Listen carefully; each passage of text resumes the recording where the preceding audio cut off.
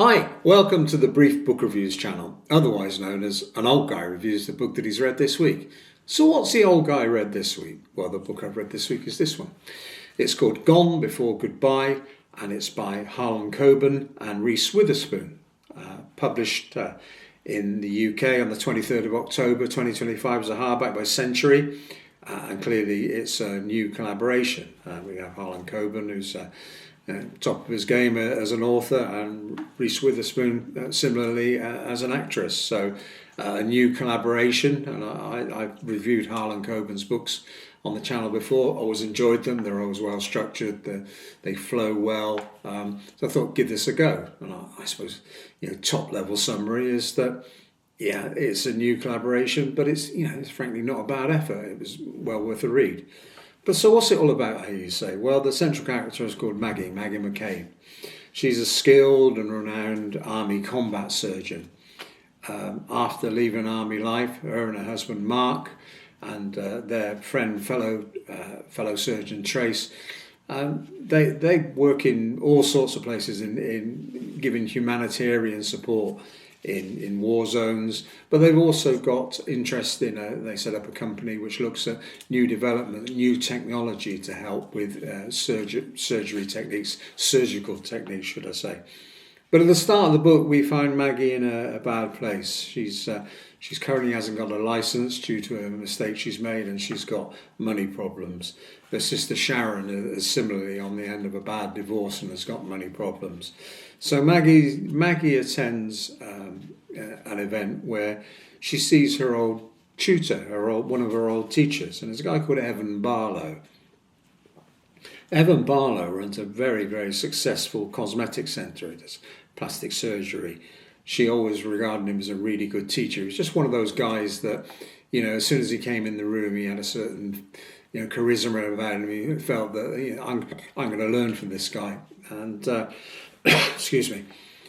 And Evan gets chatting to Maggie. He knows she's down on her luck a bit. He says, "Come to New York. I've got something that may interest you," because Evan's company offers basically services to very, very wealthy individuals who want the best care that money can buy and complete anonymity. So Evan says, "Come and see me. I think I've got something that might interest you." And Maggie thinks, well, what's there to lose? So off she goes to New York the next week and sees him.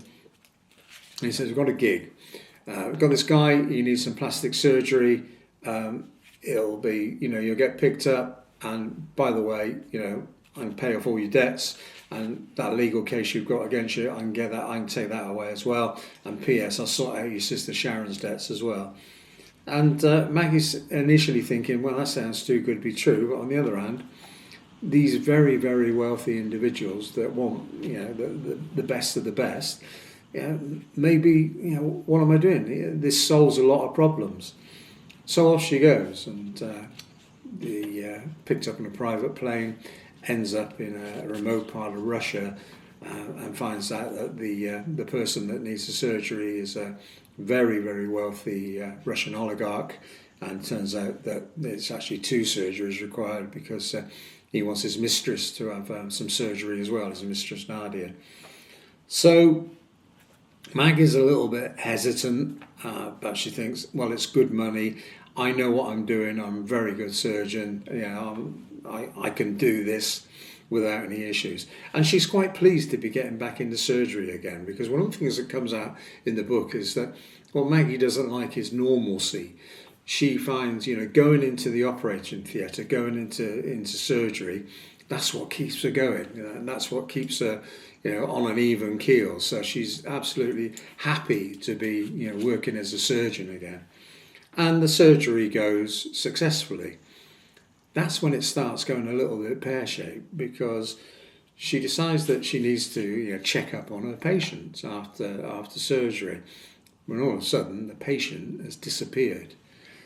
So that's when the fun starts. Maggie soon realises that she is possibly in danger, and with the help of an AI bot that her sister's made, which refers to her dead husband's Mark's wishes, she can't help feeling that Mark is is giving her a message that says, you need to get out of there.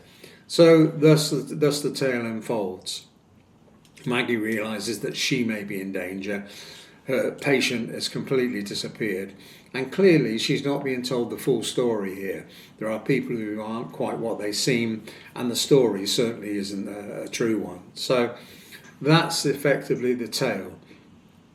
Maggie trying to keep safe and find out what on earth's going on here and what's happening. There's also an issue where she knows her husband Mark was killed while operating in a refugee camp, but their friend Trace has completely and utterly disappeared. And she's thinking, are these things connected? Is there a link between all these events? So that's effectively the story. Maggie has some help.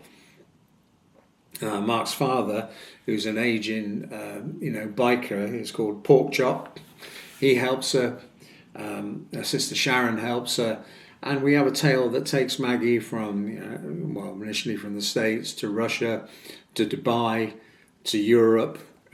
So plenty of action, plenty of twists in the tale.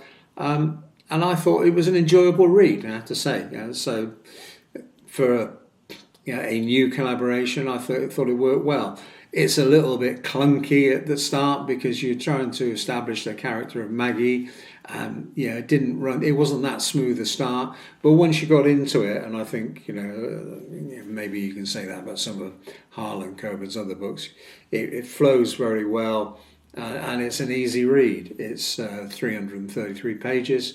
So as I said, top level view was not a bad effort, and may not be the best thriller you read all year, but I enjoyed it, and I think it's well worth a read. So I think that's it for this week's brief book review.